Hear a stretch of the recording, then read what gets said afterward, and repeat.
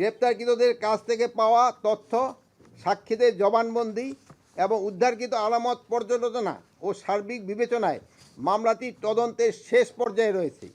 আগামী 10 দিনের মধ্যে 7ই জানুয়ারি 2026 এই মামলায় চার্জশিট দেওয়া সম্ভব হবে বলে আশা করছি।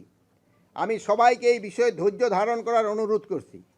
আমরা অতি দ্রুত এই হত্যাকাণ্ডের মূল রহস্য এবং যারা এর পিছনে জড়িত রয়েছে তাদের নাম, ঠিকানা সহ পূর্ণাঙ্গ তালিকা জনসম্মুখে উন্মোচন করতে পারবো ইনশাল্লাহ।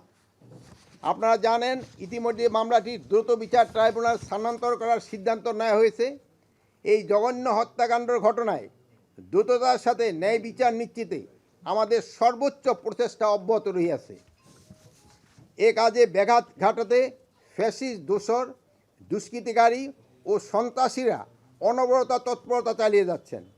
সেই জন্য সবাইকে অনুরোধ করব, আমরা যেন এমন কোনো কাজ না করি যা আমাদের শত্রুপক্ষকে শক্তিশালী করবে এবং হাদি হত্যার বিচার প্রক্রিয়াকে বাধাগ্রস্ত করবে।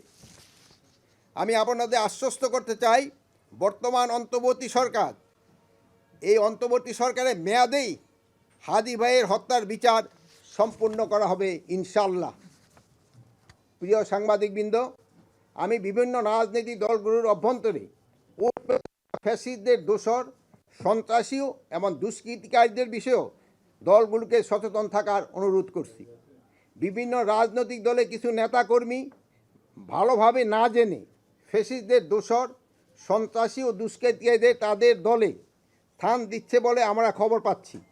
এ বিষয়ে রাজনৈতিক দলের নেতৃবৃন্দকে অনুরোধ করব, এসব খোলস পাল্টানো দুষ্কৃতিকারীদের চিহ্নিত করে এদের থেকে দূরে থাকুন।